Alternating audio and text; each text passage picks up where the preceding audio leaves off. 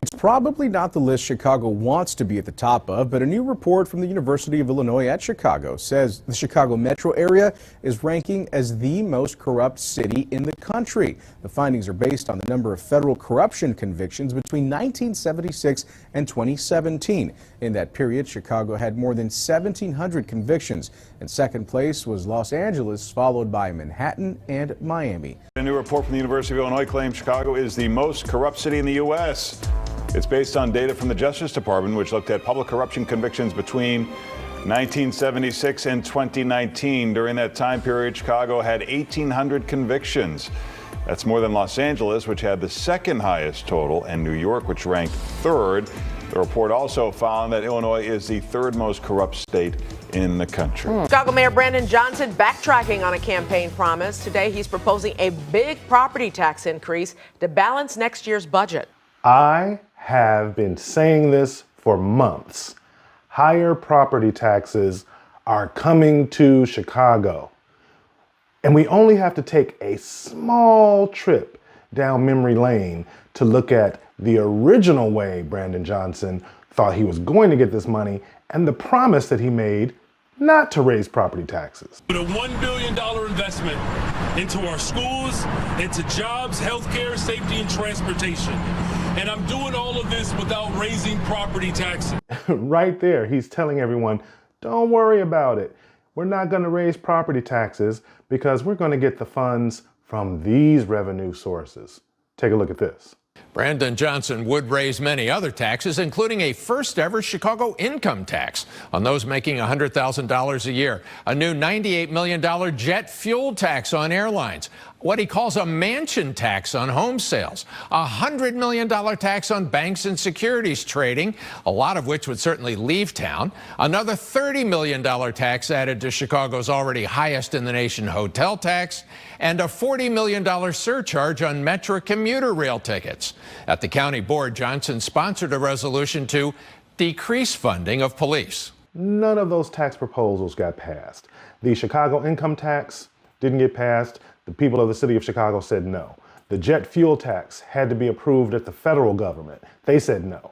Mansion tax on properties and sales of properties in the city of Chicago that are more than $1 million. The residents of the city of Chicago said no. The banking tax, he was trying to do a transaction tax on the Chicago Mercantile Exchange. That had to be approved by the governor in Springfield. The governor said no, and the Chicago Mercantile Exchange said that if you do pass it, they were just going to move out of the state. A hotel tax and the commuter rail tax, all people did was stop using. The people in the suburbs said, we're not going to pay that tax. We'll just find another way to get downtown or commute. And it didn't work because everybody moved to this work from home model. And then the hotel tax, tourism is down in Chicago because guess what? Violence is up. We have fewer police. And you just heard that he tried to pass a resolution to decrease funding for the police. Is this man incompetent or corrupt? He had to know that a lot of these taxes that he was proposing had to be approved elsewhere. He couldn't just unilaterally make these decisions. So that's why I keep coming back to this question: corruption or incompetence? Rather than propose layoffs or furloughs, today Mayor Brandon Johnson sent City Council a budget calling for a $300 million property tax increase, the largest in 9 years. According to the administration, the average homeowner would pay 4% more. By tapping into the property tax well, the mayor is breaking a campaign promise. This is tough. It is. It is something that I grappled with for weeks and weeks. Chicago faces a nearly $1 billion budget shortfall, and the mayor says without his property tax increase, the city would be forced to reduce its workforce by 17%. And I understand that today I'm asking families to lean in yet again and do a little bit more in order to make sure that their neighbors are not laid off and to make sure that we don't have to cut vital city services.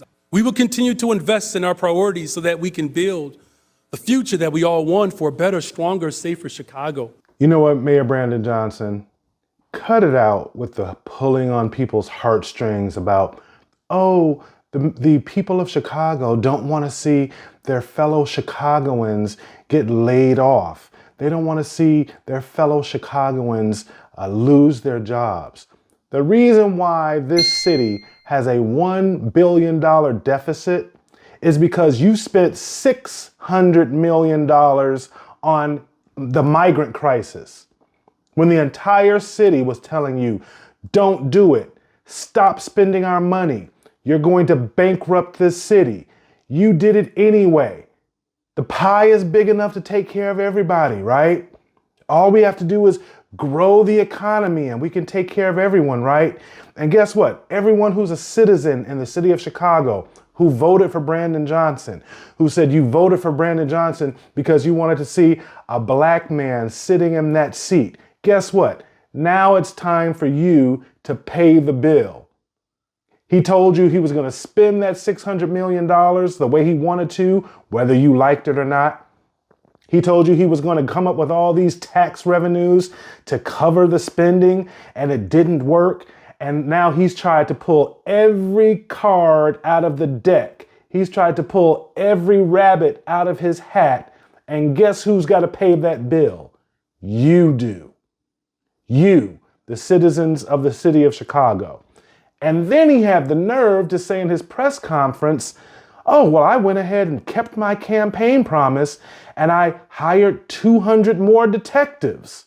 So he kept that campaign promise, right? Police staffing troubles. The number of officers on the job in Chicago is at a record low. And that's despite Mayor Brandon Johnson increasing CPD's budget and his promise to hire 200 new detectives.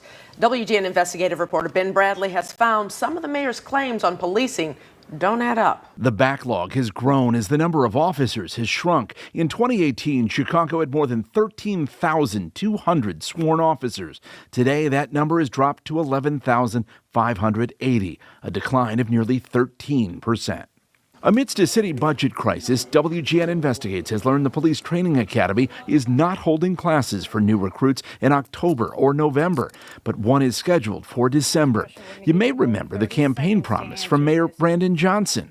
We need 200 more detectives because we have to solve crime. Fast forward a year and a half into his administration. We will get to 200 detectives by the end of this year. I made that promise.